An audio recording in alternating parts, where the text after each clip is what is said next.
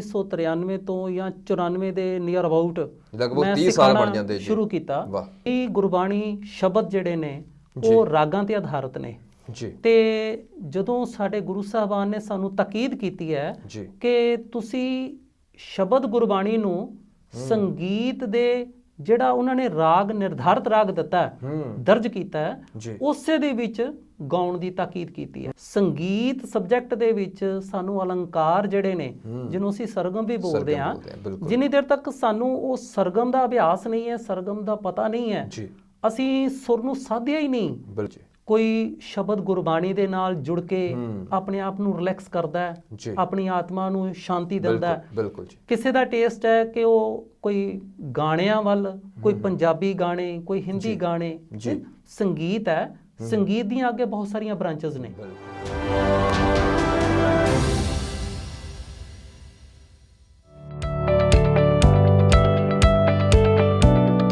ਵਿਰਾਸਤ ਟੈਲੀਵਿਜ਼ਨ ਦੇ ਨਾਲ ਜੁੜੇ ਆਪ ਸਾਰੇ ਹੀ ਦਰਸ਼ਕਾਂ ਦਾ ਸਵਾਗਤ ਹੈ ਜੀ। ਆਇਆਂ ਨੂੰ ਕਹਿੰਦੇ ਆ ਪ੍ਰੋਗਰਾਮ ਦੇ ਵਿੱਚ ਤੇ ਆਪ ਸਾਰਿਆਂ ਨੂੰ ਮੇਰੇ ਵੱਲੋਂ ਪਿਆਰ ਭਰੀ ਸਤਿ ਸ੍ਰੀ ਅਕਾਲ। ਉਮੀਦ ਤੇ ਅਰਦਾਸ ਕਰਦਾ ਹਾਂ ਜਿੱਥੇ ਕਿਤੇ ਹੋਵੋਗੇ ਪਰਮਾਤਮਾ ਅਕਾਲ ਪੁਰਖ ਅੱਲਾਹ ਤਾਲਾ ਦੇ ਭਾਣੇ ਵਿੱਚ ਆਪਣੀ ਜ਼ਿੰਦਗੀ ਨੂੰ ਬਸਰ ਕਰ ਰਹੇ ਹੋਵੋਗੇ। ਸੋ ਦੋਸਤੋ, ਪ੍ਰੋਗਰਾਮ ਦੇ ਵਿੱਚ ਸਾਡੀ ਇੱਕ ਖਾਸ ਕੋਸ਼ਿਸ਼ ਹੁੰਦੀ ਹੈ ਕਿ ਕੁਝ ਅਜਿਹੀਆਂ ਸ਼ਖਸੀਅਤਾਂ ਨੂੰ ਤੁਹਾਡੇ ਰੂਬਰੂ ਕਰਾਇਆ ਜਾਏ ਜਿਨ੍ਹਾਂ ਨੇ ਸਮਾਜ ਦੇ ਖਾਤਰ, ਧਰਮ ਦੇ ਖਾਤਰ ਜਾਂ ਮਨੁੱਖਤਾ ਦੇ ਖਾਤਰ ਕੋਈ ਅਚੀਵਮੈਂਟ ਕੀਤੀ ਹੈ ਜਾਂ ਕੋਈ ਉੱਥੇ ਭਲਾਈ ਦਾ ਕੰਮ ਕੀਤਾ ਹੋਇਆ ਹੈ। ਸੋ ਸਾਹਿਤ ਦੀ ਗੱਲ ਤਾਂ ਅਸੀਂ ਅਕਸਰ ਆਪਣੇ ਪ੍ਰੋਗਰਾਮਾਂ ਦੇ ਵਿੱਚ ਕਰਦੇ ਰਹਿੰਦੇ ਹਾਂ, ਚਾਹੇ ਉਹ ਕੁਝ ਪਲ ਕਿਤਾਬ ਦੇ ਨਾਲ ਦੀ ਗੱਲ ਹੋਵੇ ਜਾਂ ਸਾਹਿਤ ਅਤੇ ਸਾਹਿਤਕਾਰ ਪ੍ਰੋਗਰਾਮ ਦੀ ਗੱਲ ਹੋਵੇ। ਅੱਜ ਇੱਕ ਵੱਖਰੇ ਵਿਸ਼ੇ 'ਤੇ ਗੱਲਬਾਤ ਕਰਨ ਜਾ ਰਹੇ ਹਾਂ ਅਤੇ ਉਹ ਭਾਵੇਂ ਕਿ ਸਾਹਿਤ ਵਾਂਗ ਹੀ ਸਾਡੀ ਜ਼ਿੰਦਗੀ ਦੇ ਵਿੱਚ ਬਹੁਤ ਮਹੱਤਤਾ ਰੱਖਦਾ ਆ, ਭਾਵ ਸੰਗੀਤ।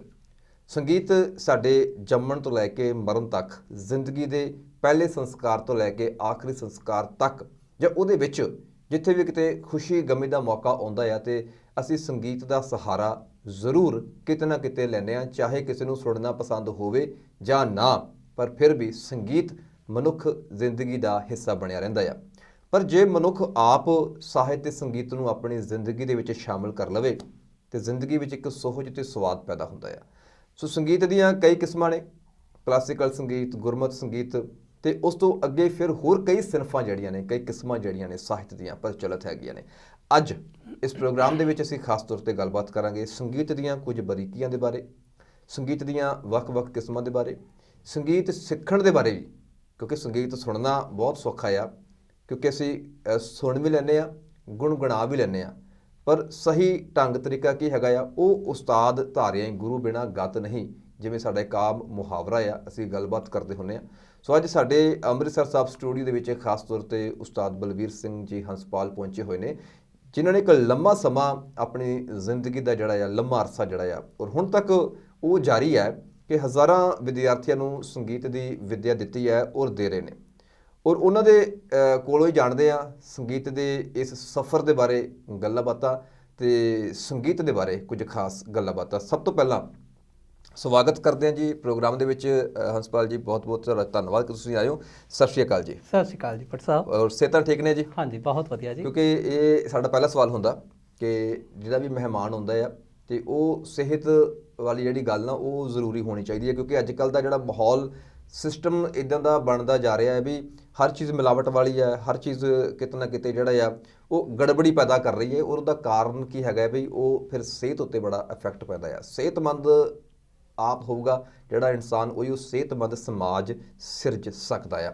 ਸੋ ਖੈਰ, ਆਪਾਂ ਵਿਸ਼ੇ ਵੱਲ ਆਉਂਦੇ ਹਾਂ ਜੀ। ਸੰਗੀਤ ਦੀ ਗੱਲਬਾਤ ਕੀਤੀ ਹੈ ਔਰ ਤੁਹਾਡਾ ਇੱਕ ਬੜਾ ਲੰਮਾ ਸਫ਼ਰ ਸੰਗੀਤ ਦੇ ਖੇਤਰ ਦੇ ਵਿੱਚ ਹੈਗਾ ਆ। ਪਹਿਲਾਂ ਤਾਂ ਇਹੀ ਜਾਣਨਾ ਚਾਹਾਂਗਾ ਕਿ ਜਿਹੜੀ ਸੰਗੀਤ ਦੇ ਸਫ਼ਰ ਦੀ ਸ਼ੁਰੂਆਤ ਸੀ, ਪਹਿਲਾ ਕਦਮ ਜਿਹੜਾ ਤੁਸੀਂ ਸੰਗੀਤ ਵੱਲ ਵਧਾਇਆ, ਉਹਦਾ ਸਬੱਬ ਕਦੋਂ ਬਣਿਆ? ਹਾਂਜੀ ਭੱਟ ਸਾਹਿਬ, ਤੁਸੀਂ ਸੰਗੀਤ ਦੇ ਸਫ਼ਰ ਦੀ ਗੱਲ ਕੀਤੀ ਹੈ ਜੀ। ਸੰਗੀਤ ਦਾ ਸਫ਼ਰ ਮੇਰਾ ਸ਼ੁਰੂ ਹੁੰਦਾ ਹੈ ਤੀਸਰੀ ਕਲਾਸ ਤੋਂ। ਅੱਛਾ ਜੀ। ਜਦੋਂ ਮੈਂ ਤੀਸਰੀ ਕਲਾਸ ਦੇ ਵਿੱਚ ਸਕੂਲ ਪੜ੍ਹਦਾ ਸੀਗਾ ਜੀ, ਤੇ ਮੇਰੇ ਗ੍ਰੈਂਡਫਾਦਰ ਸਰਦਾਰ ਦਲੀਪ ਸਿੰਘ ਜੀ ਦੀਪ ਸਬੱਬ ਦੇ ਨਾਲ ਉਸੇ ਸਕੂਲ ਦੇ ਵਿੱਚ ਸੰਗੀਤ ਅਧਿਆਪਕ ਸੀਗੇ। ਵਾਹ, ਕੀ ਬਾਤ ਹੈ। ਤੇ ਉਹ ਸੰਗੀਤ ਅਧਿਆਪਕ ਹੋਣ ਕਾਰਨ ਇੱਕ ਤੇ ਘਰ ਦੇ ਵਿੱਚ ਸੰਗੀਤ ਦੀਆਂ ਲਹਿਰਾਂ ਜਿਹੜੀਆਂ ਉਹ ਲਗਾਤਾਰ ਨਿਰੰਤਰ ਮੇਰੇ ਦਿਲ ਦਿਮਾਗ ਦੇ ਉੱਤੇ ਛਾਈਆਂ ਹੋਈਆਂ ਸੀਗੀਆਂ। ਤੇ ਸਕੂਲ ਦੇ ਵਿੱਚ ਮੈਨੂੰ ਇਹ ਪਹਿਲੀ ਓਪਰਚੁਨਿਟੀ ਜਿਹੜੀ ਆ, ਪਹਿਲਾ ਮੌਕਾ ਮਿਲਿਆ ਮੈਨੂੰ ਤੀਸਰੀ ਕਲਾਸ ਦੇ ਵਿੱਚ ਕਿ ਇੱਕ ਕੰਪੀਟੀਸ਼ਨ ਦੇ ਵਿੱਚ, ਉਹ ਕੰਪੀਟੀਸ਼ਨ ਸੀਗਾ ਪੰਜਾਬੀ ਕਵਿਤਾ ਗਾਇਨ। ਅੱਛਾ ਜੀ। ਭਾਸ਼ਾ ਵਿਭਾਗ ਪੰਜਾਬ ਵੱਲੋਂ ਉਹ ਕੰਪੀਟੀਸ਼ਨ ਆਰਗੇਨਾਈਜ਼ ਕੀਤਾ ਗਿਆ ਸੀਗਾ। ਠੀਕ ਹੈ। ਤੇ ਉਹਦੇ ਵਿੱਚ ਮੈਨੂੰ ਪਹਿਲੀ ਵਾਰ ਜਿਹੜੀ ਉਹ ਮੇਰੇ ਗ੍ਰੈਂਡਫਾਦਰ ਨੇ ਤਿਆਰੀ ਕਰਵਾਈ। ਅੱਛਾ ਜੀ। ਤੇ ਮੈਂ ਆਪ ਹੀ ਤਬਲੇ ਦਾ ਇੱਕ ਹਿੱਸਾ ਹੁੰਦਾ ਹੈ ਡੁੱਗੀ, ਜਿਹਨੂੰ ਅਸੀਂ ਬੋਲਦੇ ਹਾਂ। ਹਾਂਜੀ ਹਾਂਜੀ। ਤੇ ਮੈਂ ਉਹ ਡੁੱਗੀ ਦੇ ਨਾਲ ਹੀ ਉਹਨੂੰ ਰਿਦਮ ਦੇ ਕੇ ਤੇ ਉਸ ਜਿਹੜਾ ਆਪਣਾ ਗੀਤ ਸੀਗਾ ਜੀ ਲਿਖਿਆ ਹੋਇਆ, ਉਹਨੂੰ ਮੈਂ ਪਰਫਾਰਮ ਕਰਦਾ ਸੀਗਾ। ਠੀਕ ਹੈ। ਤੇ ਉਹ ਕਹਿ ਲਓ ਵੀ ਉਹ ਪਹਿਲੀ ਪਰਫਾਰਮੈਂਸ ਜਿਹੜੀ ਸੀਗੀ, ਉਹ ਮੇਰੀ ਪਹਿਲੀ ਪਰਫਾਰਮੈਂਸ ਦੇ ਉੱਤੇ ਜਿਹੜਾ ਮੈਨੂੰ ਉਹ ਤੋਂ ਇਨਾਮ ਹਾਸਲ ਹੋਇਆ, ਜਦ ਕਿ ਉਦੋਂ ਮੈਨੂੰ ਇਹ ਪਤਾ ਨਹੀਂ ਸੀਗਾ ਵੀ ਇੱਥੇ ਮੈਂ ਇਹ ਪਰਫਾਰਮ ਕਰਨਾ ਹੈ ਤੇ ਇਹ ਤੋਂ ਮੈਨੂੰ ਜਦ ਬਾਅਦ ਵਿੱਚ ਇਨਾਮ ਵੀ ਮਿਲਣਾ ਹੈ, ਕਿਉਂਕਿ ਬਚਪਨ ਦੇ ਵਿੱਚ ਅਣਭੁੱਲਿਆ ਹੀ ਉਹ ਸਾਰਾ ਕੁਝ ਚੱਲਦਾ ਸੀ। ਤੇ ਪਰ ਜਦੋਂ ਇਨਾਮ ਮਿਲਿਆ ਮੈਂ ਇੰਨਾ ਉਤਸ਼ਾਹਿਤ ਹੋਇਆ ਕਿ ਇਸ ਤਰ੍ਹਾਂ ਮੈਂ ਗਾਇਆ ਤੇ ਮੈਨੂੰ ਇੰਨਾ ਜ਼ਿਆਦਾ ਮੇਰੀ ਹੌਸਲਾ ਅਫਜ਼ਾਈ ਕੀਤੀ ਗਈ ਆ, ਸਾਰਿਆਂ ਦੇ ਵਿੱਚ ਐਪਰੀਸ਼ੀਏਟ ਕੀਤਾ ਗਿਆ। ਤੇ ਬਸ ਉਦੋਂ ਤੋਂ ਉਹ ਐਸਾ ਉਤਸ਼ਾਹ ਜਿਹੜਾ ਅੰਦਰ ਜਜ਼ਬਾ ਪੈਦਾ ਹੋਇਆ।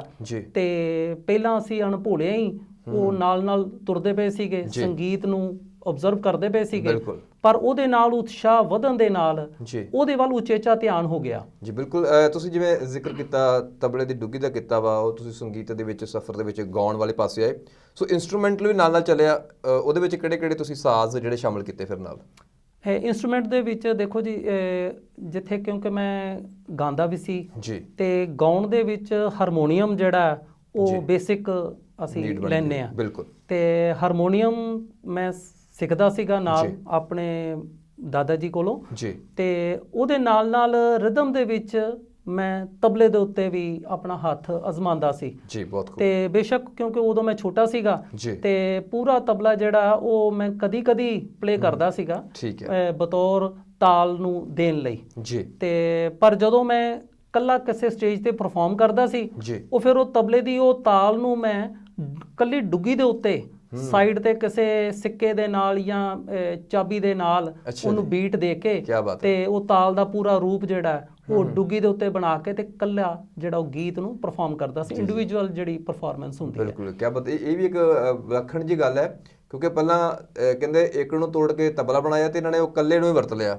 ਇਹ ਸ਼ਾਇਦ ਇੱਕ ਵੱਖਰੀ ਇਨਵੈਂਟ ਸੀਗੀ, ਕਿਉਂਕਿ ਉਹ ਢੋਲਕੀ ਨੂੰ ਵਜਾ ਲੈਣਾ ਤੇ ਜਾਂ ਡਫਲੀ ਵੀ ਆਪਾਂ ਸਿੰਗਲ ਯੂਜ਼ ਕਰਦੇ ਆ, ਪਰ ਜਿਹੜਾ ਕੱਲੀ ਡੁੱਗੀ ਜਿਹੜੀ ਹੈ ਬਹੁਤ ਮੈਂ ਸ਼ਾਇਦ ਬਹੁਤ ਰੇਅਰ ਹੈ ਬਈ, ਕਿਉਂਕਿ ਮੈਨੂੰ ਇੰਨਾ ਜ਼ਰੂਰ ਪਤਾ ਆ ਕਿ ਜਦੋਂ ਅਸੀਂ ਉਹਦਾ ਜਿਹੜਾ ਥਰੜਾ ਪਾਸਾ ਹੁੰਦਾ ਨਾ ਪਿੱਤਲ ਦਾ ਜਾਂ ਲੋਹੇ ਦਾ ਹੁੰਦਾ, ਉਹਦੀ ਟਨਕਾਰ ਬੜੀ ਕਮਾਲ ਦੀ ਹੁੰਦੀ ਹੈ ਤੇ ਉਹ ਡੁੱਗੀ ਨਾਲ ਬੇਸ ਬਣ ਕੇ ਉਹ ਇੱਕ ਖੂਬਸੂਰਤ ਸੰਗੀਤ ਪੈਦਾ ਕਰਦੀ ਆ। ਪਰ ਕਦੀ ਇਹਨੂੰ ਪਰਫਾਰਮ ਹੁੰਦਿਆਂ ਵੇਖਿਆ ਨਹੀਂ, ਕਿਉਂਕਿ ਜ਼ਿਆਦਾ ਪ੍ਰਚਲਿਤ ਨਹੀਂ ਆ, ਪਰ ਤੁਸੀਂ ਇਹਨੂੰ ਆਧਾਰ ਬਣਾ ਕੇ ਇੱਕ ਨਵੀਂ ਇਨਵੈਂਸ਼ਨ ਵਾਲਾ ਕੰਮ ਹੀ ਕੀਤਾ ਮੇਰੇ ਖਿਆਲ ਦੇ ਵਿੱਚ। ਤੇ ਉਸ ਤੋਂ ਸਿੱਖਦੇ ਰਹੇ ਲਗਾਤਾਰ ਤੁਸੀਂ ਇਸ ਸਫ਼ਰ ਦੀ ਤਿਆਰੀ ਖਿੱਚ ਲਈ। ਕਦੋਂ ਤੋਂ ਖਿਆਲ ਹੈ ਵੀ ਇਹਦੀ ਸਿੱਖਿਆ ਵੀ ਅੱਗੇ ਦੇਣੀ ਚਾਹੀਦੀ ਹੈ? ਦੇਖੋ, ਜਦੋਂ ਸਿੱਖਿਆ ਤੇ ਅਸੀਂ ਤਾਂ ਹੀ ਦੇ ਸਕਦੇ ਹਾਂ ਜੇ ਅਸੀਂ ਆਪ ਉਹਦੇ ਵਿੱਚ ਪਹਿਲਾਂ ਪਰਫੈਕਟ ਹੋਈਏ। ਬਿਲਕੁਲ ਜੀ। ਤੇ ਉਹਦੀ ਪਰਫੈਕਸ਼ਨ ਵਾਸਤੇ ਜੀ, ਕਿਉਂਕਿ ਮੇਰੀ ਜਿਹੜੀ ਸ਼ੁਰੂਆਤ ਸੀਗੀ ਉਹ ਘਰ ਦੇ ਵਿੱਚ ਹੀ ਸੀਗੀ। ਬਿਲਕੁਲ। ਘਰ ਦੇ ਵਿੱਚੋਂ ਹੀ ਮਤਲਬ ਸਾਰਾ ਕੁਝ ਸਿੱਖਣ ਨੂੰ ਮਿਲਦਾ ਗਿਆ, ਕਿਉਂਕਿ ਮੇਰੇ ਗ੍ਰੈਂਡਫਾਦਰ ਆਪ ਆਪਣੇ ਸਮੇਂ ਦੇ ਮਕਬੂਲ ਲੋਕ ਗਾਇਕ ਰਹੇ ਨੇ ਤੇ ਸੈਂਕੜੇ ਦੇ ਕਰੀਬ ਉਹਨਾਂ ਦੇ HMV his master voice company, ਜਿਹਨੂੰ ਅਸੀਂ ਜਿਸ ਨਾਂ ਨਾਲ ਜਾਣਦੇ ਹਾਂ, ਬਿਲਕੁਲ ਜੀ, ਉਸ ਦੇ ਵਿੱਚ ਸੈਂਕੜੇ ਗੀਤ ਉਹਨਾਂ ਦੇ ਆਪਣੇ ਲਿਖੇ ਹੋਏ, ਆਪਣੇ ਹੀ ਜਿਹੜੇ ਉਹ ਕੰਪੋਜ਼ ਕੀਤੇ ਹੋਏ, ਸਵਰਬੱਧ ਕੀਤੇ ਹੋਏ ਤੇ ਆਪਣੀ ਹੀ ਆਵਾਜ਼ ਦੇ ਵਿੱਚ ਗਾਏ ਹੋਏ ਉਹਨਾਂ ਦੇ ਉਸ ਵੇਲੇ ਬਹੁਤ ਸਾਰੇ ਜਿਹੜੇ ਉਹ ਮਕਬੂਲ ਗੀਤ ਉਸ ਵੇਲੇ ਇੰਡਸਟਰੀ ਦੇ ਵਿੱਚ ਚੱਲਦੇ ਸੀਗੇ। ਤੇ ਉਹ ਕੀ ਆ ਵੀ ਜਦੋਂ ਮੈਂ ਲਾਈਟ ਮਿਊਜ਼ਿਕ ਦੇ ਵਿੱਚ ਪਹਿਲਾਂ ਤੇ ਕਦਮ ਰੱਖਿਆ, ਫਿਰ ਲਾਈਟ ਮਿਊਜ਼ਿਕ ਤੋਂ ਹੌਲੀ ਜਿਉਂ ਕਹਿ ਲਓ ਵੀ ਸੋਝੀ ਹੋਣੀ ਸ਼ੁਰੂ ਹੋਈ ਤੇ ਜਿਉਂ ਪਰਫਾਰਮੈਂਸ ਦੇ ਵਿੱਚ ਮੈਂ ਅੱਗੇ ਸਟੇਜਾਂ ਵੱਲ ਨੂੰ ਵਧਿਆ ਤੇ ਫਿਰ ਨਾਲ ਦੀ ਨਾਲ ਕਲਾਸੀਕਲ ਮਿਊਜ਼ਿਕ ਵੱਲ ਵੀ ਜਿਹੜਾ ਮੈਂ ਕਦਮ ਰੱਖਣਾ ਸ਼ੁਰੂ ਕੀਤਾ। ਬਹੁਤ ਅੱਛਾ। ਤੇ ਸਿਖਲਾਈ ਜਿਹੜੀ ਆ ਉਹ ਮੈਂ ਆਪਣੇ ਗ੍ਰੈਂਡਫਾਦਰ ਕੋਲੋਂ ਘਰ 'ਚ ਹੀ ਲਈ ਸਾਰੀ। ਤੇ ਮੈਂ ਸਗੋਂ ਮੈਂ ਆਪਣੇ ਆਪ ਨੂੰ ਬਹੁਤ ਕਹਿ ਲਓ ਵੀ ਭਾਗਾਂ ਵਾਲਾ ਸਮਝਦਾ ਜੀ ਕਿ ਮੇਰਾ ਜਨਮ ਉਸ ਪਰਿਵਾਰ ਦੇ ਵਿੱਚ ਹੋਇਆ ਜੀ ਜਿਸ ਪਰਿਵਾਰ ਦੇ ਵਿੱਚ ਸੰਗੀਤ ਜਿਹੜਾ ਉਹ ਮੇਰੇ ਗ੍ਰੈਂਡਫਾਦਰ ਆਲਰੇਡੀ ਪਹਿਲਾਂ ਹੀ ਜੀ ਬੜੇ ਮਕਬੂਲ ਗਾਇਕ ਸਨ ਹਾਂਜੀ ਤੇ ਸਾਰੀ ਸੰਗੀਤ ਦੀ ਸਿੱਖਿਆ ਮੈਂ ਉਹਨਾਂ ਪਾਸੋਂ ਲਈ, ਜੀ ਲਾਈਟ ਮਿਊਜ਼ਿਕ ਵੀ ਜੀ। ਤੇ ਕਲਾਸੀਕਲ ਮਿਊਜ਼ਿਕ ਵੀ। ਮੈਨੂੰ ਕਿਤੇ ਬਾਹਰ ਜਾ ਕੇ ਸੰਗੀਤ ਸਿੱਖਣ ਦੀ ਲੋੜ ਨਹੀਂ ਪਈ। ਵਾਹ ਕੀ ਹਾਂ, ਬਾਤ ਹੈ। ਇਹ ਜ਼ਰੂਰ ਹੈ ਕਿ ਜਦੋਂ ਅਸੀਂ ਕਿਸੇ ਚੀਜ਼ ਦੀ ਡਿਗਰੀ ਲੈਣੀ ਹੈ, ਕੋਈ ਡਿਪਲੋਮਾ ਲੈਣਾ ਹੈ, ਜੀ। ਤੇ ਫਿਰ ਸਾਨੂੰ ਸਕੂਲਾਂ ਕਾਲਜਾਂ ਦੇ ਵਿੱਚ ਜਾਣਾ ਪੈਂਦਾ। ਉਹਦੇ ਨਿਯਮਬੱਧ ਤਰੀਕੇ ਨਾਲ ਜੋ ਉਹਦਾ ਪ੍ਰੋਸੈਸ ਹੈ ਜੀ। ਉਹਨੂੰ ਅਡਾਪਟ ਕਰਨਾ ਪੈਂਦਾ ਹੈ। ਬਿਲਕੁਲ ਜੀ ਬਿਲਕੁਲ। ਤੇ ਬਾਕੀ ਇਹ ਹੈ ਵੀ ਸਿਖਲਾਈ ਜਿਹੜੀ ਹੈ ਉਹ ਸਾਰੀ ਮੈਂ ਆਪਣੇ ਘਰੋਂ ਹੀ ਜਿਹੜੀ ਹੈ ਜੀ। ਉਹ ਹਾਸਲ ਕੀਤੀ ਪ੍ਰਾਪਤ ਤੇ ਕੀਤੀ, ਇਸ ਮੁਕਾਮ ਤੱਕ ਮੈਂ ਪਹੁੰਚ ਗਿਆ। ਜੀ। ਔਰ ਸ਼ੁਰੂਆਤ ਕਦੋਂ ਕੀਤੀ ਇਹ ਸਿੱਖਿਆ ਦੇ ਪ੍ਰਚਾਰ ਪ੍ਰਸਾਰ ਵਾਸਤੇ ਜਿਹੜਾ ਆ ਤੁਸੀਂ ਸਿਖਾਉਣਾ ਕਦੋਂ ਸ਼ੁਰੂ ਕੀਤਾ? ਦੇਖੋ, ਮੈਂ ਜਿਹੜਾ ਸਿਖਾਉਣਾ ਸ਼ੁਰੂ ਕੀਤਾ ਜੀ ਉਹ ਲਗਭਗ ਮੈਂ 93-94 ਤੋਂ ਵਾਹ ਮੈਂ ਕਹਿ ਸਕਦਾ ਜੀ ਕਿ 1993 ਤੋਂ ਜਾਂ 94 ਦੇ ਨੀਅਰ ਅਬਾਊਟ ਲਗਭਗ 30 ਸਾਲ ਬਣ ਜਾਂਦੇ ਜੀ। ਸ਼ੁਰੂ ਕੀਤਾ। ਵਾਹ।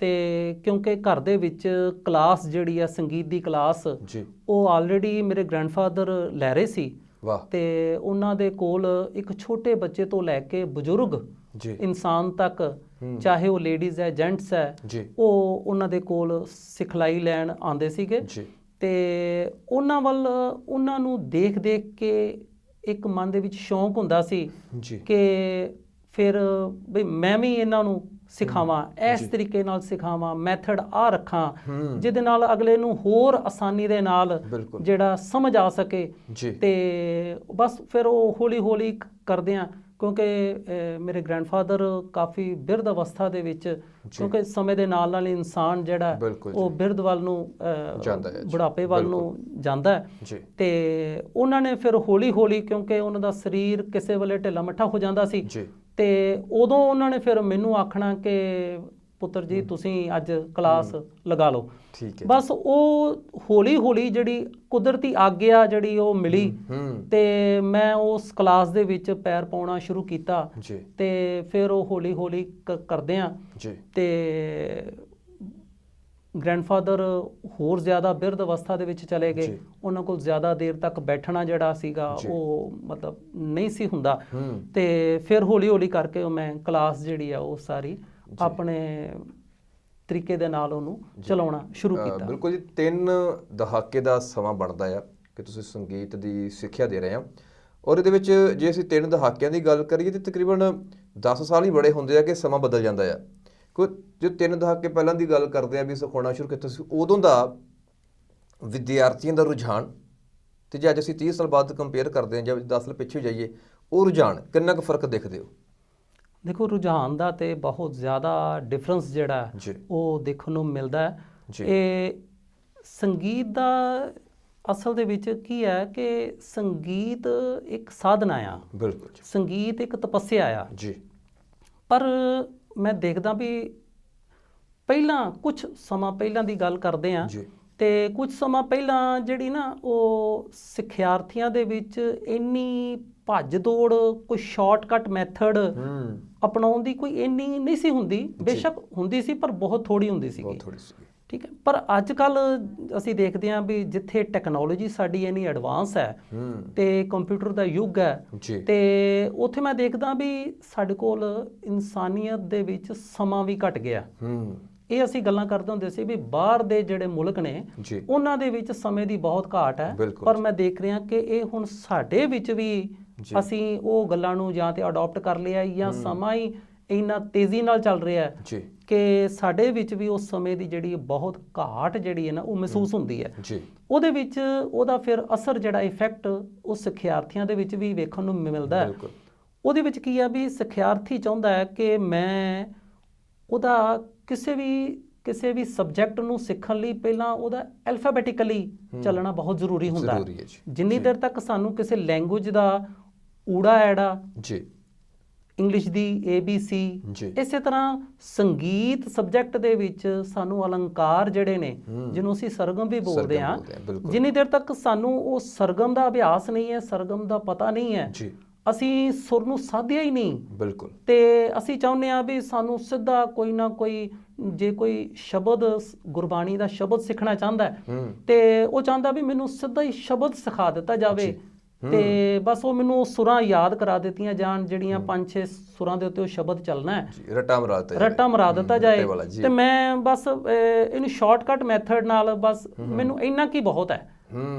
ਉਹਦੇ ਵਿੱਚ ਕੀ ਆ ਵੀ ਉਹ ਕੁਆਲਿਟੀ ਜਿਹੜੀ ਹੈ ਨਾ ਉਹ ਦੇਖਣ ਨੂੰ ਨਹੀਂ ਮਿਲਦੀ, ਕੁਆਲਿਟੀ ਮੰਫੀ ਹੋ ਜਾਂਦੀ। ਹਾਂ, ਹੁਣ ਉਹਦੇ ਵਿੱਚ ਅਸੀਂ ਦੇਖਦੇ ਹਾਂ ਕੁਆਂਟੀਟੀ ਤੇ ਬਹੁਤ ਜ਼ਿਆਦਾ ਹੈ। ਬਿਲਕੁਲ ਜੀ। ਇੰਜ ਲੱਗਦਾ ਹੈ ਬਈ ਸੰਗੀਤ ਨਾਲ ਬਹੁਤ ਸਾਰੇ ਇਨਸਾਨ ਜਿਹੜੇ ਨੇ ਉਹ ਜੁੜ ਗਏ ਨੇ, ਪਰ ਜਦੋਂ ਅਸੀਂ ਕੁਆਂਟੀਟੀ ਵੇਖਦੇ ਹਾਂ ਤੇ ਫਿਰ ਲੱਗਦਾ ਬਹੁਤ ਸਾਰੇ ਨੇ, ਪਰ ਜਦੋਂ ਅਸੀਂ ਉਹਦੇ ਵਿੱਚ ਸੰਗੀਤ ਦੀ ਕੁਆਲਿਟੀ ਨੂੰ ਝਾਤ ਮਾਰਦੇ ਹਾਂ ਫਿਰ ਕੁਆਲਿਟੀ ਜਿਹੜੀ ਆ ਉਹ ਬਹੁਤ ਲੋਅਰ ਲੈਵਲ ਤੇ ਰਹਿ ਗਈ। ਬਿਲਕੁਲ, ਫਿਰ ਵਿਰਲਾ ਰਹਿ ਗਿਆ, ਵਿਰਲਾ। ਹੁਣ ਸੰਗੀਤ ਹੈ, ਸੰਗੀਤ ਦਾ ਜਿਹੜਾ ਮੁੱਖ ਮਕਸਦ ਹੈ ਆਤਮਾ ਨੂੰ ਆਨੰਦ ਦੇਣਾ। ਬਿਲਕੁਲ। ਇਨਸਾਨ ਜਿਹੜਾ ਸਾਰੀ ਦਿਹਾੜੀ ਦੀ ਆਪਣੀ ਕਾਰੋਬਾਰ ਦੀ ਵਿਅਸਤ ਜ਼ਿੰਦਗੀ ਦੇ ਵਿੱਚੋਂ ਜਦੋਂ ਸ਼ਾਮ ਨੂੰ ਥੱਕ ਹਾਰ ਕੇ ਘਰ ਆਉਂਦਾ ਹੈ ਤੇ ਫਿਰ ਉਹ ਆਪਣੇ ਮਾਈਂਡ ਨੂੰ, ਆਪਣੇ ਦਿਮਾਗ ਨੂੰ, ਆਪਣੇ ਸਰੀਰ ਨੂੰ ਥੋੜੀ ਜਿਹੀ ਰਿਲੈਕਸੇਸ਼ਨ ਚਾਹੁੰਦਾ ਹੈ। ਬਿਲਕੁਲ। ਤੇ ਉਹ ਫਿਰ ਹਰ ਕੋਈ ਇਨਸਾਨ ਦਾ ਆਪਣਾ ਆਪਣਾ ਟੇਸਟ ਹੈ। ਬਿਲਕੁਲ ਜੀ। ਕੋਈ ਸ਼ਬਦ ਗੁਰਬਾਣੀ ਦੇ ਨਾਲ ਜੁੜ ਕੇ ਆਪਣੇ ਆਪ ਨੂੰ ਰਿਲੈਕਸ ਕਰਦਾ ਹੈ, ਆਪਣੀ ਆਤਮਾ ਨੂੰ ਸ਼ਾਂਤੀ ਦਿੰਦਾ ਹੈ। ਬਿਲਕੁਲ ਜੀ। ਕਿਸੇ ਦਾ ਟੇਸਟ ਹੈ ਕਿ ਉਹ ਕੋਈ ਗਾਣਿਆਂ ਵੱਲ, ਕੋਈ ਪੰਜਾਬੀ ਗਾਣੇ, ਕੋਈ ਹਿੰਦੀ ਗਾਣੇ। ਸੰਗੀਤ ਹੈ, ਸੰਗੀਤ ਦੀਆਂ ਅੱਗੇ ਬਹੁਤ ਸਾਰੀਆਂ ਬ੍ਰਾਂਚਸ ਨੇ। ਬਿਲਕੁਲ ਜੀ। ਹੈ ਤੇ ਮੁੱਖ ਤੌਰ ਤੇ ਸੰਗੀਤ ਹੀ ਜੀ। ਤੇ ਉਹ ਬ੍ਰਾਂਚਸ ਦੇ ਵਿੱਚ ਹੁਣ ਵੱਖ-ਵੱਖ ਗਾਇਨ ਸ਼ੈਲੀਆਂ ਆ ਜਾਂਦੀਆਂ ਨੇ। ਗਾਇਨ ਸ਼ੈਲੀਆਂ ਦੇ ਵਿੱਚ ਧਰੁਪਦ, ਧਮਾਰ, ਠੁਮਰੀ, ਟੱਪਾ, ਖਿਆਲ, ਤਰਾਨਾ। ਜੀ, ਇੱਥੇ ਤੱਕ ਤਾਂ ਮੇਰੇ ਕੋਲ ਕੋਈ ਪਹੁੰਚਣ ਨੂੰ ਤਿਆਰ ਹੀ ਨਹੀਂ ਹੋਣਾ। ਜੇ ਅੱਜ ਦੇ ਸਮੇਂ ਦੀ ਗੱਲ ਕਰੀਏ ਵੀ ਮੈਂ ਧਰੁਪਦ ਸਿੱਖ ਲਾਂ, ਉਹ ਕਹਿੰਦੇ ਸਿੱਖਣ ਦਾ ਆਪਾਂ ਲਾਈਟ ਹੀ ਸਿੱਖਦੇ ਹਾਂ। ਵੈਸੇ ਲਾਈਟ ਕੋਈ ਥੋੜਾ ਸੌਖਾ ਵੀ ਲੱਗਦਾ ਵਾ, ਸ਼ਾਇਦ ਗਾਉਣਾ ਸੌਖਾ ਲੱਗਦਾ। ਜੇ ਤੁਸੀਂ ਕੰਪਿਊਟਰ ਦੀ ਗੱਲ ਕੀਤੀ ਵੀ ਕੰਪਿਊਟਰ ਨਾਲ ਅੱਜ ਕੱਲ੍ਹ ਵਾਇਸ ਓਵਰ ਹੋ ਜਾਂਦੇ ਆ, ਸਾਰਾ ਕੁਝ ਠੀਕ ਹੋ ਜਾਂਦਾ, ਉਹਨੂੰ ਸੁਰ 'ਚ ਪੈਣ ਦੀ ਲੋੜ ਹੀ ਨਹੀਂ ਪੈਂਦੀ। ਪਰ ਸਮੱਸਿਆ ਉਦੋਂ ਆਉਂਦੀ ਹੈ ਜਦੋਂ ਕਿਤੇ ਲਾਈਵ ਸਟੇਜ 'ਤੇ ਗਾਉਣਾ ਪੈ ਜੇ। ਉਹ ਇੱਕ ਉਦੋਂ ਪਤਾ ਲੱਗਦਾ ਵੀ ਇਹਨੇ ਸਿੱਖਿਆ ਆ ਕਿ ਜਾਂ ਇਹਨੇ ਗਿਣਤੀ ਵਧਾਈ ਆ ਕਿ ਮੈਨੂੰ ਆਉਂਦਾ ਆ। ਹਾਂ, ਬਿਲਕੁਲ ਠੀਕ ਭੱਟੀ ਸਾਹਿਬ, ਬਹੁਤ ਵਧੀਆ ਤੁਸੀਂ ਇੱਕ ਪੁਆਇੰਟ ਆਊਟ ਕੀਤਾ ਹੈ ਕਿ ਮੈਂ ਗੱਲ ਕਰ ਰਿਹਾ ਸੀ ਕੁਆਂਟੀਟੀ ਦੀ। ਬਿਲਕੁਲ। ਜਦੋਂ ਅਸੀਂ ਕੁਆਂਟੀਟੀ ਤੇ ਚੱਲਦੇ ਹਾਂ ਤੇ ਪਿੱਛੇ ਜੇ ਜਦੋਂ ਤੁਹਾਡੇ ਖਿਆਲ 'ਚ ਹੋਣਾ ਕਿ ਜਦੋਂ ਕੈਸੇਟਸ ਦਾ ਇੱਕ ਸਮਾਂ ਚੱਲ ਰਿਹਾ ਸੀਗਾ। ਬਿਲਕੁਲ ਜੀ। ਠੀਕ ਹੈ ਜੀ। ਟੇਪ ਰਿਕਾਰਡਰ ਦੇ ਉੱਤੇ ਕੈਸੇਟਸ ਲੱਗਦੀਆਂ ਸੀਗੀਆਂ ਤੇ ਉਹਨਾਂ ਦਿਨਾਂ ਦੇ ਵਿੱਚ ਦੇਖਣ ਨੂੰ ਆਉਂਦਾ ਸੀਗਾ ਕਿ ਪੰਜਾਬੀ ਲੋਕ ਗਾਇਕ ਮੁੰਡਿਆਂ ਨੂੰ, ਜਿਹੜੇ ਯੰਗ ਏਜ ਮੁੰਡੇ ਨੇ, ਉਹਨਾਂ ਨੂੰ ਇੰਨਾ ਸ਼ੌਂਕ ਉਹਨਾਂ ਦੇ ਅੰਦਰ ਉਮੜਦਾ ਸੀ ਕਿ ਕਈਆਂ ਨੇ ਆਪਣੀਆਂ ਜ਼ਮੀਨਾਂ ਵੇਚ ਕੇ ਰਾਤੋਂ ਰਾਤ ਕਿਸੇ ਮਿਊਜ਼ਿਕ ਡਾਇਰੈਕਟਰ ਨਾਲ ਗੱਲ ਕਰਨੀ।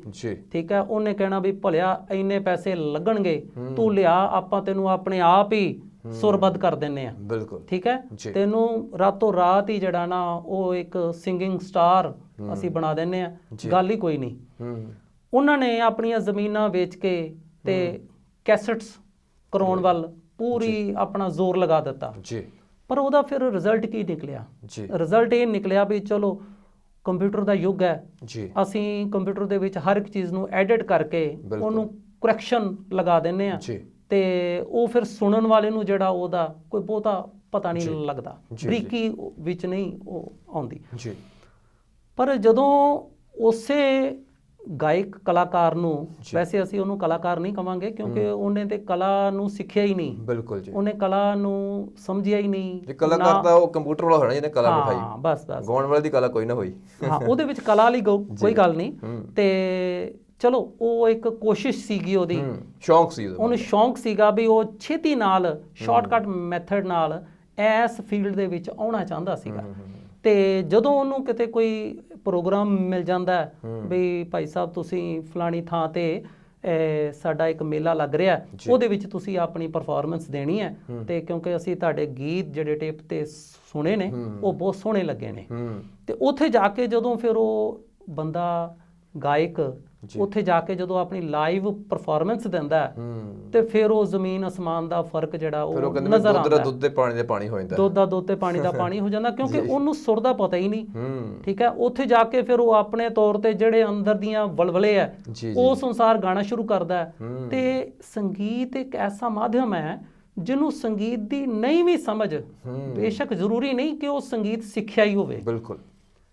ਸੰਗੀਤ ਇੱਕ ਐਸਾ ਮਾਧਿਅਮ ਹੈ ਕਿ ਇੱਕ ਆਮ ਇਨਸਾਨ ਤੇ ਵੀ ਉਹ ਆਪਣਾ ਪ੍ਰਭਾਵ ਪਾਉਂਦਾ ਹੈ। ਬਿਲਕੁਲ। ਜੇ ਉਹ ਸੁਰ 'ਚ ਗਾ ਰਿਹਾ ਹੈ, ਉਹ ਇੱਕ ਰਿਦਮ ਦੇ ਵਿੱਚ ਗਾ ਰਿਹਾ, ਇੱਕ ਲਹਿ ਦੇ ਵਿੱਚ ਗਾ ਰਿਹਾ, ਉਹ ਆਮ ਇਨਸਾਨ ਤੇ ਵੀ ਆਪਣਾ ਜਾਦੂਈ ਪ੍ਰਭਾਵ ਪਾਉਂਦਾ ਹੈ। ਬਿਲਕੁਲ। ਫਿਰ ਇੱਕ ਆਮ ਇਨਸਾਨ ਉਸ ਵੇਲੇ ਸਮਝ ਜਾਂਦਾ, ਕਹਿੰਦਾ ਵੀ ਨਹੀਂ, ਇਹ ਕੋਈ ਆਨੰਦ ਨਹੀਂ ਆ ਰਿਹਾ। ਬਿਲਕੁਲ। ਉਹ ਫਿਰ ਉਹ ਕੀ ਆ ਵੀ 2-4 ਲਾਈਨਾਂ ਸੁਣੇਗਾ ਤੇ ਉਥੋਂ ਉੱਠ ਜਾਏਗਾ। ਬਿਲਕੁਲ ਬਿਲਕੁਲ, ਕਿਉਂਕਿ ਉਹਨੂੰ ਉਹ ਰਸ ਹੀ ਨਹੀਂ ਉਹਦੇ ਵਿੱਚ ਆ ਰਿਹਾ। ਜੀ ਜੀ ਬਿਲਕੁਲ। ਇੱਕ ਮੈਂ ਹੋਰ ਸਵਾਲ ਮੇਰੇ ਖਿਆਲ ਦੇ ਵਿੱਚ ਆ ਰਿਹਾ ਸੀਗਾ, ਜਿਵੇਂ ਤੁਸੀਂ 3 ਦਹਾਕਿਆਂ ਤੋਂ ਬੱਚਿਆਂ ਨੂੰ ਸੰਗੀਤ ਦੀ ਸਿੱਖਿਆ ਦੇ ਰਹੇ ਆ, ਉਹਦੇ ਵਿੱਚ ਕੇਵਲ ਗੁਰਮਤਿ ਸੰਗੀਤ ਦੀ ਸਿੱਖਿਆ ਦਿੱਤੀ ਜਾ ਰਹੀ ਜਾਂ ਕਲਾਸੀਕਲ ਸੰਗੀਤ ਵੀ ਤੁਸੀਂ ਨਾਲ ਜਿਹੜਾ ਆ ਉਹ ਸਿੱਖਿਆਰਥੀਆਂ ਨੂੰ ਦੱਸ ਰਹੇ ਹੋ ਉਹਦੇ ਬਾਰੇ? ਹਾਂਜੀ ਭੱਟ ਸਾਹਿਬ, ਉਹਦੇ ਵਿੱਚ ਅਸੀਂ ਆਪਣੀ ਅਕੈਡਮੀ ਦੇ ਵਿੱਚ ਜੀ ਗੁਰਮਤਿ ਸੰਗੀਤ ਦੇ ਨਾਲ ਜੀ ਅਸੀਂ ਗੁਰਮਤਿ ਸੰਗੀਤ ਨੂੰ ਹੀ ਕਲਾਸੀਕਲ ਸੰਗੀਤ ਦੇ ਵਿੱਚ ਵੀ ਅਸੀਂ ਨਾਲ ਉਹਦੇ ਜਿਹੜੀ ਉਹ ਸਿਖਲਾਈ ਦੇ ਰਹੇ ਹਾਂ ਜੀ। ਵੈਸੇ ਕਿਉਂਕਿ ਗੁਰਮਤਿ ਸੰਗੀਤ ਦਾ ਆਧਾਰ ਜਿਹੜਾ ਹੈ ਜੀ, ਸਾਡੇ ਗੁਰੂ ਸਾਹਿਬਾਨ ਨੇ ਸਾਰੀ ਗੁਰਬਾਣੀ ਜਿਹੜੀ ਹੈ ਉਹ ਰਾਗਾਂ ਤੇ ਆਧਾਰਿਤ ਰਚੀ ਹੈ। ਸਾਰੀ ਗੁਰਬਾਣੀ ਸ਼ਬਦ ਜਿਹੜੇ ਨੇ ਉਹ ਰਾਗਾਂ ਤੇ ਆਧਾਰਿਤ ਨੇ ਜੀ। ਤੇ ਜਦੋਂ ਸਾਡੇ ਗੁਰੂ ਸਾਹਿਬਾਨ ਨੇ ਸਾਨੂੰ ਤਾਕੀਦ ਕੀਤੀ ਹੈ ਕਿ ਤੁਸੀਂ ਸ਼ਬਦ ਗੁਰਬਾਣੀ ਨੂੰ ਸੰਗੀਤ ਦੇ ਜਿਹੜਾ ਉਹਨਾਂ ਨੇ ਰਾਗ ਨਿਰਧਾਰਿਤ ਰਾਗ ਦਿੱਤਾ ਹੈ, ਦਰਜ ਕੀਤਾ ਹੈ, ਉਸੇ ਦੇ ਵਿੱਚ ਗਾਉਣ ਦੀ ਤਾਕੀਦ ਕੀਤੀ ਹੈ। ਤੇ ਜਦੋਂ ਅਸੀਂ ਉਸ ਸ਼ਬਦ ਨੂੰ ਗੁਰੂ ਸਾਹਿਬਾਨ ਵੱਲੋਂ ਦੱਸੇ ਹੋਏ ਰਾਗ ਦੇ ਉੱਤੇ ਉਹਦੇ ਵਿੱਚ ਢਾਲ ਕੇ ਉਸੇ ਰਾਗ ਦੇ ਵਿੱਚ ਸਵਰਬੱਧ ਕਰਕੇ ਉਹਨੂੰ ਪਰਫਾਰਮ ਕਰਾਂਗੇ ਤਾਂ ਉਹਦਾ ਜਿਹੜਾ ਆਨੰਦ ਹੈ, ਉਹਦਾ ਜਿਹੜਾ ਰਸ ਹੈ, ਉਹ ਦੱਸਿਆ ਨਹੀਂ ਜਾ ਸਕਦਾ ਵੀ ਉਹਦਾ ਕਿੰਨਾ ਆਨੰਦ ਸੁਣਨ ਵਾਲੇ ਤੇ ਗਾਉਣ ਵਾਲੇ ਤੇ ਆਪਣੇ ਆਪ ਦੇ ਵਿੱਚ ਉਹਨੂੰ ਮਿਲਦਾ ਹੈ। ਉਹਦੀ ਅਸੀਂ ਉਹਨੂੰ ਬਿਆਨ ਨਹੀਂ ਕਰ ਸਕਦੇ। ਬਾਕੀ ਇਹ ਆ ਵੀ ਇਹ ਨਹੀਂ ਹੈ ਬਈ ਕਿ ਤੁਸੀਂ ਹੁਣ ਜੇ ਕਿਸੇ ਨੂੰ ਰਾਗ ਨਹੀਂ ਆਉਂਦਾ ਤੇ ਜੇ ਉਹ ਗੁਰਬਾਣੀ ਨੂੰ ਗਾਇਨ ਕਰਨਾ ਚਾਹੁੰਦਾ ਤੇ ਉਹਨੂੰ ਮਨਾਹੀ ਵੀ ਨਹੀਂ ਹੈ ਬਿਲਕੁਲ ਕਿ ਵੀ ਤੂੰ ਭਾਈ ਹੁਣ ਤੈਨੂੰ ਰਾਗ ਦੀ ਸੋਝੀ ਨਹੀਂ ਹੈ ਤੇ ਤੂੰ ਹੁਣ ਗੁਰਬਾਣੀ ਨੂੰ ਗਾਇਨ ਨਹੀਂ ਕਰ ਸਕਦਾ। ਇਹੋ ਜੀ ਗੱਲ ਨਹੀਂ ਹੈ। ਹਾਂ, ਉਹ ਆਪਣੇ ਮਨੋਭਾਵਾਂ ਦੇ ਨਾਲ ਗੁਰਬਾਣੀ ਸ਼ਬਦ ਨੂੰ ਲੈ ਕੇ ਇੱਕ ਤਰਜ਼ ਦੇ ਕੇ ਉਹਨੂੰ ਤੇ ਜਿਸ ਤਰ੍ਹਾਂ ਦਾ ਉਹਨੂੰ ਗੁਰਬਾਣੀ ਸ਼ਬਦ ਦੇ ਵਰਡਿੰਗ ਦਾ ਭਾਵ ਸਮਝ ਆਉਂਦਾ, ਉਹਨਾਂ ਭਾਵਾਂ ਦੇ ਵਿੱਚ ਉਹਨੂੰ ਪਰੋ ਕੇ ਤੇ ਜਦੋਂ ਉਹਦਾ ਗਾਇਨ ਕਰਦਾ ਹੈ ਫਿਰ ਉੱਥੇ ਉਹ ਆਪਣੇ ਮਨ ਦੀ ਤ੍ਰਿਪਤੀ ਤੇ ਆਪਣੀ ਅੰਤਰਾਤਮਾ ਦੀ ਤ੍ਰਿਪਤੀ ਤੇ ਕਰਦਾ ਹੀ ਹੈ। ਪਰ ਨਾਲ ਦੀ ਨਾਲ ਉਹਨੂੰ ਜਿਹੜੀ ਉਹ ਧੁਰਕੀ ਬਾਣੀ ਜਿਹੜੀ ਉਹਦਾ ਆਨੰਦ ਵੀ ਆਉਂਦਾ ਹੈ। ਬਿਲਕੁਲ ਜੀ। ਤੇ ਉਹਦਾ ਉਹ ਰਸ ਵੀ ਜਿਹੜਾ ਉਹ ਗ੍ਰਹਿਣ ਕਰਦਾ ਹੈ। ਜੀ ਬਿਲਕੁਲ। ਇੱਕ ਮੈਂ ਹੋਰ ਜਾਣਨਾ ਚਾਹੁੰਦਾ ਸੀਗਾ, ਜਿਵੇਂ ਤੁਸੀਂ ਆਪਣੇ ਦਾਦਾ ਜੀ ਦੇ ਕੋਲੋਂ ਸਿੱਖਿਆ, ਉਸ ਤੋਂ ਇਲਾਵਾ ਤੁਹਾਨੂੰ ਘਰ ਦੇ ਵਿੱਚ ਆਪਾਂ ਕਹਿ ਸਕਦੇ ਵੀ ਸੰਗੀਤ ਦੀ ਗੁੜਤੀ ਮਿਲੀ, ਪਰ ਆਮ ਤੌਰ ਤੇ ਕੀ ਹੁੰਦਾ ਵੀ ਇਹ ਉਸਤਾਦੀ ਸ਼ਾਗਿਰਦੀ ਪਰੰਪਰਾ ਸਾਡੇ ਇੱਕ ਸਮਾਜ ਦਾ ਜਾਂ ਪਿਛਲੇ ਜਿਹੜੇ ਸਮੇਂ ਦੀ ਗੱਲ ਕਰਦੇ ਹਾਂ ਉੱਥੇ ਉਸਤਾਦ ਧਾਰਨਾ ਪੈਂਦਾ ਸੀਗਾ, ਲੰਮਾ ਸਮਾਂ ਉਸਤਾਦ ਦੀ ਸੇਵਾ ਦੇ ਵਿੱਚ ਪਹਿਲਾਂ ਹਾਜ਼ਰ ਹੋਣਾ ਪੈਂਦਾ ਸੀਗਾ, ਜੋ ਉਹਨੇ ਸਿੱਖਣਾ ਹੁੰਦਾ ਸੀ ਉਹ ਬਾਅਦ ਦਾ ਵਿਸ਼ਾ ਹੁੰਦਾ ਸੀਗਾ, ਔਰ ਇੱਕ ਲੰਮਾ ਸਮਾਂ ਉਸਤਾਦ ਦੀ ਨਿਗਰਾਨੀ ਦੇ ਹੇਠ ਰਹਿ ਕੇ ਸਿੱਖਣ ਵਾਲੇ ਬੱਚੇ ਉੱਤੇ ਉਸਤਾਦ ਨੂੰ ਵੀ ਮਾਣ ਹੁੰਦਾ ਸੀਗਾ ਤੇ ਉਹੋ ਜਿਹਾ ਮਾਣ ਸਟੂਡੈਂਟ ਦੇ ਮਨ ਵਿੱਚ ਹੀ ਹੁੰਦਾ ਕਿ ਮੈਂ ਫਲਾਣੇ ਉਸਤਾਦ ਦੇ ਕੋਲ ਰਹਿ ਕੇ ਇੰਨਾ ਸਮਾਂ ਲਾ ਕੇ ਫਲਾਣਾ ਗਿਆਨ ਜਾਂ ਗੁਣ ਹਾਸਲ ਕੀਤਾ ਹੈ। ਸਮਾਂ ਬਦਲਣ ਦੇ ਨਾਲ ਸਕੂਲਾਂ, ਕਾਲਜਾਂ, ਯੂਨੀਵਰਸਿਟੀਆਂ ਦੇ ਰੁਝਾਨ ਦੇ ਵਿੱਚ ਉੱਥੇ ਵੀ ਸੰਗੀਤ ਦਾ ਸਬਜੈਕਟ ਜਿਹੜਾ ਐਡ ਕਰ ਦਿੱਤਾ ਗਿਆ। ਪਰ ਉਸ ਤੋਂ ਅੱਗੇ ਅੱਜ ਕੱਲ੍ਹ ਸੰਗੀਤ ਦੇ ਡਿਪਲੋਮੇ ਵੀ ਹੋ ਰਹੇ ਨੇ, ਬਹੁਤ ਕੁਝ ਹੋ ਰਿਹਾ ਆ। ਅਤੇ ਜਦੋਂ ਪਿੱਛੇ ਕੋਵਿਡ-19 ਜਦੋਂ ਸਾਹਮਣਾ ਕਰਨਾ ਪਿਆ ਪੂਰੇ ਵਿਸ਼ਵ ਨੂੰ, ਉੱਥੇ ਇੱਕ ਹੋਰ ਨਵੀਂ ਚੀਜ਼ ਐਜੂਕੇਸ਼ਨ ਦੇ ਸਿਸਟਮ ਵਿੱਚ ਸਾਹਮਣੇ ਆਈ ਵੀ ਔਨਲਾਈਨ ਕਲਾਸਿਸ ਦਾ ਰੁਝਾਨ ਸ਼ੁਰੂ ਹੋਇਆ, ਔਰ ਉੱਥੇ ਹੁਣ ਸੰਗੀਤ ਔਨਲਾਈਨ ਵੀ ਸਿਖਾਇਆ ਜਾਣ ਲੱਗ ਪਿਆ। ਇਹਨਾਂ ਤਿੰਨਾਂ ਦੇ ਵਿੱਚ ਕੀ ਫ਼ਰਕ ਤੁਸੀਂ ਮਹਿਸੂਸ ਕਰਦੇ ਆ ਵੀ ਬੈਸਟ ਕਿਹੜਾ ਸੀਗਾ? ਕਿਉਂਕਿ ਜੇ ਅਸੀਂ ਬੈਸਟ ਮੰਨੀਏ ਤਾਂ ਉਸਤਾਦੀ ਸ਼ਾਗਿਰਦੀ ਨੂੰ ਕਿਤੇ ਨਾ ਕਿਤੇ ਅਸੀਂ ਜ਼ਰੂਰ ਉਹਨੂੰ ਬੈਸਟ ਦੇਣ ਦੀ ਕੋਸ਼ਿਸ਼ ਕਰਾਂਗੇ, ਪਰ ਉਹ ਫਿਰ ਦਾਇਰਾ ਛੋਟਾ ਹੁੰਦਾ ਆ। ਜੇ ਸਕੂਲਾਂ, ਕਾਲਜਾਂ ਦੇ ਵਿੱਚ ਲੈ ਆਉਂਦੇ ਆ ਫਿਰ ਜਿਹੜੇ ਸਿੱਖਣਾ ਚਾਹੁੰਦੇ ਆ ਉਹ ਜ਼ਿਆਦਾ ਨਿਕਲ ਆਉਣਗੇ, ਅਤੇ ਜੇ ਔਨਲਾਈਨ 'ਚ ਕਰਕੇ ਵੇਖੀਏ ਤਾਂ ਉਹਦੇ ਫਿਰ ਕਿੰਨਾ ਕੁ ਬੇਸਵਾਦਾ ਜਾਂ ਸਵਾਦ ਕੀ ਹੈਗਾ ਇਹਨਾਂ ਤਿੰਨਾਂ ਦੇ ਵਿੱਚ? ਹਾਂਜੀ ਭੱਟ ਸਾਹਿਬ, ਇਸ ਤਰ੍ਹਾਂ ਹੈ ਕਿ ਉਸਤਾਦੀ ਸ਼ਾਗਿਰਦੀ ਜਿਹੜੀ ਹੈ ਉਹ ਅਸਲ ਦੇ ਵਿੱਚ ਸੰਗੀਤ ਦੀ ਜਦੋਂ ਅਸੀਂ ਪੁਰਾਣੇ ਸਮੇਂ ਦੀ ਝਾਤ ਮਾਰਦੇ ਹਾਂ ਤੇ ਪਹਿਲਾਂ ਸੰਗੀਤ ਜਿਹੜਾ ਸੀ ਉਹ ਘਰਾਣਿਆਂ ਤੱਕ ਸੀਮਤ ਸੀਗਾ। ਹਾਂਜੀ, ਇਹ ਤਾਂ ਹੈਗਾ। ਇਹ ਘਰਾਣਿਆਂ ਦੇ ਵਿੱਚੋਂ ਜਦੋਂ ਸੰਗੀਤ ਹੌਲੀ ਹੌਲੀ ਆਮ ਲੋਕਾਂ ਦੇ ਵਿੱਚ ਜਿਵੇਂ ਕਹਿ ਦਿਓ ਫੈਲਾਅ ਉਹਦਾ ਸ਼ੁਰੂ ਹੋਇਆ, ਬਿਲਕੁਲ, ਤੇ ਫਿਰ ਕੀ ਹੈ ਕਿ ਘਰਾਣੇ ਤੇ ਹੌਲੀ ਹੌਲੀ ਕਹਿ ਲਓ ਵੀ ਸੰਗੀਤ ਜਦੋਂ ਆਮ ਲੋਕਾਂ ਦੇ ਵਿੱਚ ਵਿਚਰਿਆ, ਆਮ ਲੋਕਾਂ ਨੇ ਉਹਨੂੰ ਸਿੱਖਣਾ ਸ਼ੁਰੂ ਕੀਤਾ ਤੇ ਉੱਥੋਂ ਅਸੀਂ ਇਹ ਅਨੁਮਾਨ ਲਗਾਉਂਦੇ ਹਾਂ ਕਿ ਉਸਤਾਦੀ ਸ਼ਾਗਿਰਦੀ ਜਿਹੜੀ ਹੈ ਉਹ ਇਹ ਪਰੰਪਰਾ ਸ਼ੁਰੂ ਹੋਈ। ਵੈਸੇ ਤੇ ਪਰੰਪਰਾ ਜਿਹੜੀ ਉਸਤਾਦੀ ਸ਼ਾਗਿਰਦੀ ਦੀ ਹੈ ਬਹੁਤ ਅੱਛੀ ਤੇ ਕਹਿ ਲਓ ਵੀ ਇੱਕ ਮਨ ਦੇ ਭਾਵ ਆਪਣੇ ਮਨੋਂ ਹੋ ਕੇ ਉਸਤਾਦ ਨੂੰ ਉਸਤਾਦ ਧਾਰਨਾ, ਬਿਲਕੁਲ, ਤੇ ਉਹਦੀ ਹਰੇਕ ਗੱਲ ਤੇ ਅਮਲ ਕਰਨਾ, ਉਹਦੀ ਦੱਸੀ ਹੋਈ ਗਾਈਡੈਂਸ ਤੇ ਚੱਲਣਾ ਤੇ ਆਪਣੇ ਆਪ ਨੂੰ ਸਮਰਪਣ ਕਰ ਦੇਣਾ ਉਸ ਫੀਲਡ ਵਾਸਤੇ ਕਿ ਮੈਂ ਸਿਰਫ ਆਪਣੇ ਉਸਤਾਦ ਕੋਲੋਂ ਇਹਦੀ ਪੂਰੀ ਸਿਖਲਾਈ ਜਿਹੜੀ ਹੈ ਉਹ ਲੈਣੀ ਹੈ। ਬਿਲਕੁਲ। ਤੇ ਉਹ ਵੈਸੇ ਤੇ ਬਹੁਤ ਅੱਛਾ ਸੀਗਾ, ਪਰ ਸਮਾਂ ਬਦਲਣ ਦੇ ਨਾਲ ਇਹ ਉਸਤਾਦੀ ਸ਼ਾਗਿਰਦੀ ਦਾ ਜਿਹੜਾ ਇਹ ਕਹਿ ਲਓ ਵੀ ਇਹ ਜਿਹੜੀ ਪਰੰਪਰਾ ਚਲੀ ਆ ਰਹੀ ਸੀ ਉਹ ਹੁਣ ਲਗਭਗ ਖਤਮ ਹੋ ਚੁੱਕੀ ਹੈ। ਬਿਲਕੁਲ ਜੀ। ਕਿਸੇ ਥਾਂ ਤੇ ਦੇਖਣ ਨੂੰ ਮਿਲਦੀ ਹੈ, ਪਰ ਉਹਦੇ ਵਿੱਚ ਜੇ ਅਸੀਂ ਕਹੀਏ ਕਿ ਅੰਦਰਲੀ ਕੋਈ ਸੱਚੇ ਮਨੋਂ ਭਾਵਨਾ ਆ, ਉਹ ਭਾਵਨਾ ਨਹੀਂ ਰਹੀ। ਜੇ ਉਹ ਹੁਣ ਇੱਕ ਸਮਝੋ ਵੀ ਇੱਕ ਮਖੌਟਾ ਜਿਹਾ ਰਹਿ ਗਿਆ ਵਾ, ਜੇ ਹੁਣ ਹੈ ਵੀ ਕਿ ਥੋੜਾ ਬਹੁਤਾ ਭਾਵਨਾਤਮਕ ਤੌਰ ਤੇ ਜਿਹੜਾ ਉਹਦੇ ਵਿੱਚ ਕੋਈ ਸੱਚਾਈ ਨਹੀਂ ਰਹਿ ਗਈ, ਉਹਦੇ ਵਿੱਚ ਸੱਚਾਈ ਨਹੀਂ ਰਹਿ ਗਈ ਕਿ ਸੱਚੇ ਮਨੋਂ ਆਪਣੇ ਉਸਤਾਦ ਨੂੰ ਉਸਤਾਦ ਮੰਨਣਾ, ਉਹ ਹੁਣ ਬਹੁਤ ਘੱਟ ਦੇਖਣ ਨੂੰ ਮਿਲਦਾ ਹੈ। ਦੂਸਰੀ ਗੱਲ ਅਸੀਂ ਕਰਦੇ ਹਾਂ ਕਿ ਸੰਗੀਤ ਜਿਹੜਾ ਉਹ ਸਕੂਲਾਂ ਕਾਲਜਾਂ ਦੇ ਵਿੱਚ ਇਹਦਾ ਐਜ਼ ਏ ਸਬਜੈਕਟ, ਵੈਸੇ ਮੈਂ ਜਿੱਥੋਂ ਤੱਕ ਮੇਰੀ ਵਿਚਾਰਧਾਰਾ ਹੈ ਕਿ ਜਦੋਂ ਦਾ ਸੰਗੀਤ ਜਿਹੜਾ ਇਹ ਸਬਜੈਕਟ ਦੇ ਰੂਪ ਵਿੱਚ ਸਕੂਲਾਂ ਕਾਲਜਾਂ ਦੇ ਵਿੱਚ ਆਇਆ, ਸੰਗੀਤ ਦਾ ਏਰੀਆ ਬਹੁਤ ਵਾਸਟ ਹੋ ਗਿਆ। ਇਹਦੀ ਫੀਲਡ ਦਾ ਫੈਲਾਅ ਬਹੁਤ ਵੱਧ ਗਿਆ। ਉਹ ਕੀ ਹੈ ਕਿ ਜਦੋਂ ਬੱਚੇ ਨੂੰ ਅਸੀਂ ਸੰਗੀਤ ਦੇ ਨਾਲ ਜੋੜਦੇ ਹਾਂ ਤੇ ਫਿਰ ਬੱਚੇ ਦੇ ਵਿੱਚ ਉਹਨੂੰ ਛੇਤੀ ਟੁੰਬਦਾ। ਇੱਕ ਤੇ ਉਹਨੂੰ ਹੁੰਦਾ ਹੈ ਕਿ ਮੈਂ ਸੰਗੀਤ ਦਾ ਸਬਜੈਕਟ ਲਿਆ ਹੋਇਆ, ਮੈਂ ਇਹਦੀ ਤਿਆਰੀ ਕਰਨੀ ਹੈ ਤੇ ਇਸਦਾ ਮੈਂ ਐਗਜ਼ਾਮ ਪਾਸ ਕਰਨਾ ਹੈ। ਉਹ ਦੋਨੋਂ ਪੱਖਾਂ ਤੋਂ ਸੰਗੀਤ ਨੂੰ ਉਹ ਬੜੇ ਤਰੀਕੇ ਦੇ ਨਾਲ, ਬੜੇ ਕਨਸੈਂਟਰੇਸ਼ਨ ਦੇ ਨਾਲ ਉਹਨੂੰ ਪੜ੍ਹਦਾ ਵੀ ਹੈ। ਉਹਦਾ ਥਿਓਰੈਟੀਕਲ ਜਿਹਨੂੰ ਅਸੀਂ ਕਹਿੰਦੇ ਆ ਵੀ ਉਹਦਾ ਸਿਧਾਂਤਕ ਪੱਖ ਤੇ ਉਹਦਾ ਕਿਰਿਆਤਮਕ ਪੱਖ, ਉਹ ਦੋਨੋਂ ਉਹਨੂੰ ਸਮਝਣ ਨੂੰ ਤੇ ਸਿੱਖਣ ਨੂੰ ਮਿਲਦੇ ਨੇ। ਤੇ ਤੀਸਰੀ ਗੱਲ ਤੁਸੀਂ ਕੀਤੀ ਹੈ ਕਿ ਸਾਡੇ ਜਦੋਂ ਕੋਵਿਡ-19 ਦਾ ਜਿਹੜਾ ਇਹ ਪ੍ਰਕੋਪ ਜਿਹੜਾ ਸੀਗਾ ਸਾਰੀ ਦੁਨੀਆ ਦੇ ਉੱਤੇ ਚੱਲ ਰਿਹਾ ਸੀ, ਤੇ ਉਹਨਾਂ ਦਿਨਾਂ ਦੇ ਵਿੱਚ ਬਹੁਤ ਸਾਰੀਆਂ ਜਿੱਥੇ ਕਿ ਸਾਡੀ ਸਿੱਖਿਆ ਦੇ ਖੇਤਰ ਦੇ ਵਿੱਚ ਆਨਲਾਈਨ ਸਟੱਡੀ ਸ਼ੁਰੂ ਹੋ ਗਈ, ਤੇ ਉੱਥੇ ਨਾਲ ਦੀ ਨਾਲ ਜਿਹੜਾ ਮਿਊਜ਼ਿਕ ਦਾ ਸੀਗਾ ਫੀਲਡ ਉਹ ਵੀ ਆਨਲਾਈਨ ਬਹੁਤ ਜ਼ਿਆਦਾ ਵੱਧ ਗਿਆ। ਵੈਸੇ ਤੇ ਮੈਂ ਆਪਣੀ ਗੱਲ ਕਰਾਂ ਤੇ ਕੋਵਿਡ-19 ਜਦੋਂ ਸਾਡੇ ਇੱਥੇ ਸਾਰੇ ਦੁਨੀਆ ਦੇ ਵਿੱਚ ਹਾਹਾਕਾਰ ਮਚਾਈ ਹੈ ਤੇ ਉਸ ਤੋਂ ਪਹਿਲਾਂ ਵੀ ਆਨਲਾਈਨ ਕਲਾਸਿਸ ਜਿਹੜੀਆਂ ਉਹ ਚੱਲ ਰਹੀਆਂ ਸੀਗੀਆਂ। ਤੇ ਜਿਵੇਂ ਕਿ ਮੈਂ ਆਪ ਖੁਦ ਚਾਈਨਾ ਦੇ ਵਿੱਚ ਕੁਝ ਸਿੱਖ ਫੈਮਲੀਆਂ ਨੇ, ਉਹਨਾਂ ਦੇ ਜਿਹੜੇ ਬੱਚੇ ਨੇ ਉਹ ਮੇਰੇ ਕੋਲੋਂ ਆਨਲਾਈਨ ਜਿਹੜੀ ਆ ਉਹ ਸੰਗੀਤ ਦੀ ਸਿੱਖਿਆ ਲੈ ਰਹੇ ਨੇ। ਬਹੁਤ ਅੱਛਾ। ਤੇ ਇਸੇ ਤਰ੍ਹਾਂ ਹੀ ਕੈਨੇਡਾ ਦਾ ਵਿੱਚ, ਅਮਰੀਕਾ ਦੇ ਵਿੱਚ, ਇਹਨਾਂ ਦੇਸ਼ਾਂ ਦੇ ਵਿੱਚ ਜਿਹੜੇ ਕੁਝ ਵਿਦਿਆਰਥੀ ਉਹ ਮੇਰੇ ਕੋਲੋਂ ਸੰਗੀਤ ਦੀ ਸਿਖਲਾਈ ਲੈ ਰਹੇ ਨੇ। ਕੁਝ ਤਬਲਾ ਸਿੱਖ ਰਹੇ ਨੇ, ਕੁਝ ਹਾਰਮੋਨੀਅਮ ਦੇ ਉੱਤੇ ਗੁਰਬਾਣੀ ਸੰਗੀਤ ਜਿਹਨੂੰ ਅਸੀਂ ਗੁਰਮੁਖ ਸੰਗੀਤ ਕਹਿੰਦੇ ਆ, ਰਾਗਾਂ ਤੇ ਆਧਾਰਿਤ ਉਹ ਸਿੱਖ ਰਹੇ ਨੇ। ਕੁਝ ਲਾਈਟ ਮਿਊਜ਼ਿਕ ਸਿੱਖ ਰਹੇ ਨੇ। ਕੁਝ ਸਾਡਾ ਪੰਜਾਬੀ ਫੋਕ ਜਿਹੜਾ ਸਾਡੀ ਮਾਂ ਬੋਲੀ ਪੰਜਾਬੀ, ਸਾਡਾ ਪੰਜਾਬੀ ਸੱਭਿਆਚਾਰ, ਉਹਦੇ ਤੇ ਆਧਾਰਿਤ ਜਿਹੜੇ ਸਾਡੇ ਪੰਜਾਬੀ ਪਰੰਪਰਾਗਤ ਲੋਕ ਗੀਤ ਨੇ ਉਹ ਸਿੱਖ ਰਹੇ ਨੇ। ਤੇ ਵੈਸੇ ਡਿਪੈਂਡ ਕਰਦਾ ਹੈ ਕਿ ਜਿਹੜਾ ਸਿੱਖਣ ਵਾਲਾ ਹੈ ਉਹ ਕਿਸ ਹੱਦ ਤੱਕ ਉਹਨੂੰ ਅਡਾਪਟ ਕਰਦਾ ਹੈ। ਬਿਲਕੁਲ। ਹੁਣ ਮੈਂ ਸਿਖਾ ਰਿਹਾ ਆਨਲਾਈਨ ਤੇ ਸਿੱਖਣ ਵਾਲਾ ਉਹਦੇ ਵਿੱਚ ਆਪਣਾ ਕੁਝ ਖਾਸ ਰਿਸਪੌਂਸ ਨਹੀਂ ਦੇ ਰਿਹਾ, ਤੇ ਫਿਰ ਉਹ ਕੀ ਹੈ, ਉਹਦੀ ਜਿਹੜੀ ਸਿੱਖਣ ਦੀ ਸਪੀਡ ਹੈ ਉਹ ਆਟੋਮੈਟਿਕਲੀ ਧੀਮੀ ਹੋ ਜਾਏਗੀ।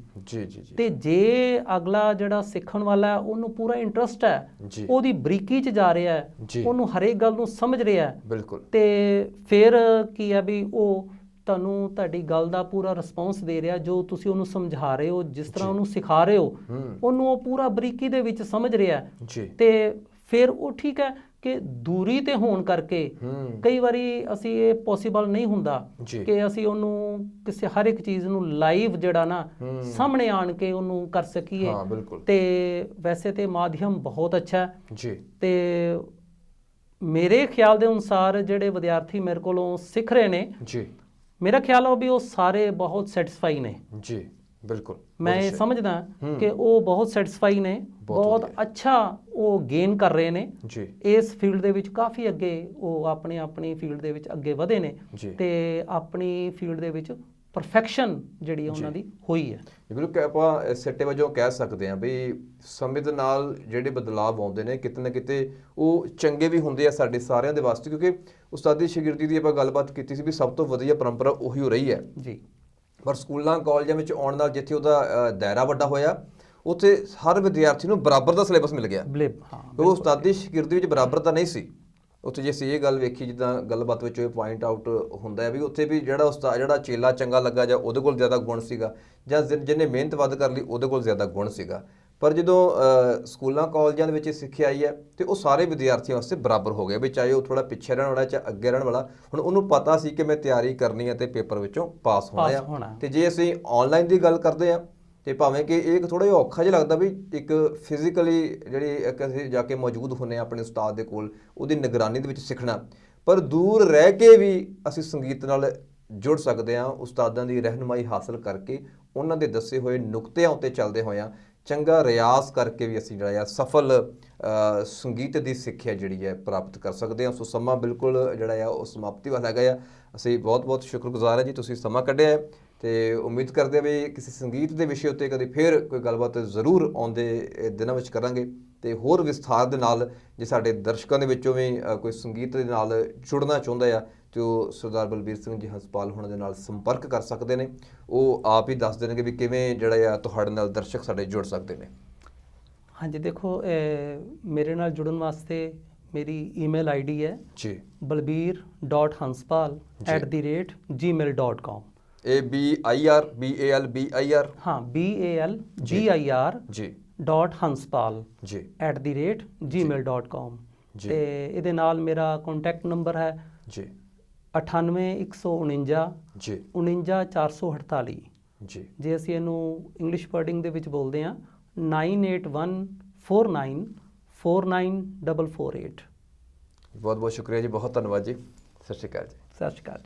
ਸੋ ਇਹ ਸਨ ਸਰਦਾਰ ਬਲਬੀਰ ਸਿੰਘ ਜੀ ਹੰਸਪਾਲ, ਜੋ ਬਤੌਰ ਅਧਿਆਪਕ, ਬਤੌਰ ਉਸਤਾਦ ਸੰਗੀਤ ਦੇ ਖੇਤਰ ਵਿੱਚ ਆਪਣੀਆਂ ਵੱਡੀਆਂ ਸੇਵਾਵਾਂ ਦੇ ਰਹੇ ਨੇ। ਗੱਲਬਾਤ ਵਿੱਚ ਉਹਨਾਂ ਨੇ ਦੱਸਿਆ ਵੀ ਤਕਰੀਬਨ 3 ਦਹਾਕੇ ਹੋ ਚੁੱਕੇ ਨੇ ਕਿ ਉਹ ਸੰਗੀਤ ਦੇ ਖੇਤਰ ਦੇ ਵਿੱਚ ਸੰਗੀਤ ਦੇ ਪ੍ਰਚਾਰ ਪ੍ਰਸਾਰ ਵਾਸਤੇ ਇਹ ਸੇਵਾਵਾਂ ਦਿੰਦੇ ਆ ਰਹੇ ਨੇ।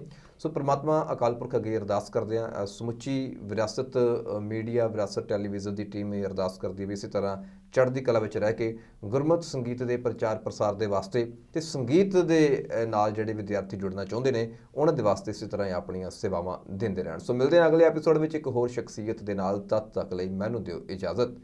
ਸਤਿ ਸ੍ਰੀ ਅਕਾਲ।